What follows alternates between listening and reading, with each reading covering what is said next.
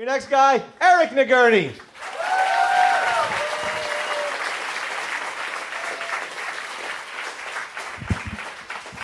Hey folks, how's it going? You folks know how it is when you just have so much opium. But then you realize, wait a second, I have too much opium. So you try to sell it, but then you can't, because who's gonna buy all that opium? This is my new character, stand-up comedian who thinks everyone else is also addicted to opium. I hope you liked him. In reality, I've never done opium. I have never even seen opium.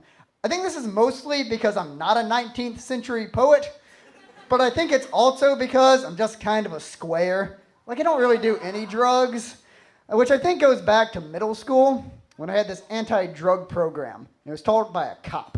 And I remember after class one day, the cop comes up to me and he's like, "Eric, you're a good kid. I really like you. I can see that you don't get high on drugs. You get high on life." And then he winked at me. And then I thought, whoa, how does this dude know about me and my friend Ricky going down to the basement to huff a homemade mixture of rubber cement and super glue that we called life? This cop's pretty cool. Hey, let's talk about zombies, because it's gonna happen eventually. Not zombies. That's not going to happen. That's crazy talk. But you are going to get stuck in a one-sided, way too long conversation about zombies with a 26-year-old white male. So why not me? I feel like I know a lot of people with zombie plans, like what they're going to do in case of a zombie apocalypse. And the plans are always like, oh man, I'm going to take all the plywood I can find. I'm going to board up all my windows, all my doors. I'm going to buy 2 guns. One stays beside me at all times. One I bury 7 feet under the tomatoes in my backyard. And if it really goes down, that's why I keep cyanide pills under my tongue. Gonna take myself down before any zombo gets me. My zombie plan is to take a dump in my pants and then die. Because I'm not making it through the zombie apocalypse. In this regular non-apocalypse world, I haven't seen a doctor in 10 years. Because I'm scared of him.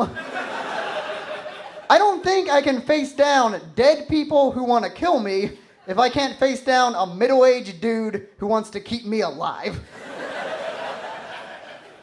I am glad to be alive right now, though, in 2013. Way better than being alive in 2012, where I spent a lot of time just sort of depressed, which is a bummer, obviously.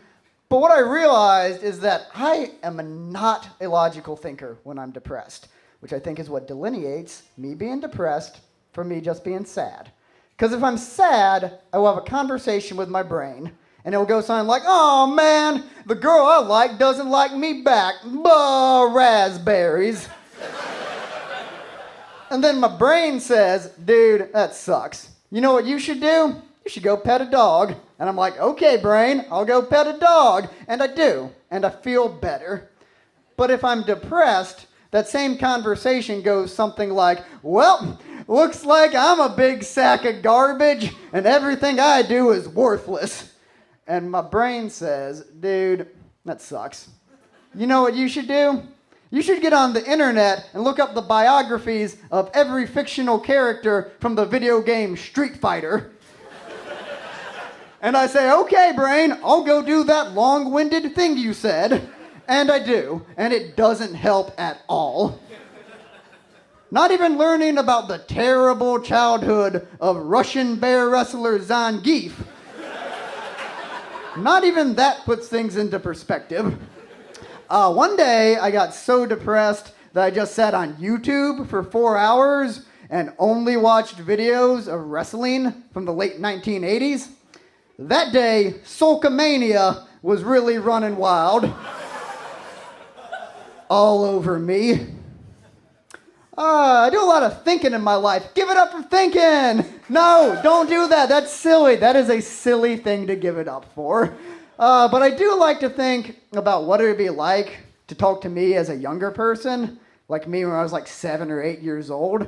And my first impulse is, oh, that'd be terrible. Kid's gonna be really disappointed. You're mostly not an astronaut. But then I think about it more and I realize, no, to a 7-year-old, your life is amazing. You're telling me that you get to stay up late every single night and you can eat chicken fingers for any meal you want? And you don't go to school or even a job? And you never have to kiss yucky girls? That's right, little buddy. Thanks, everybody. I'm Eric Nagurney.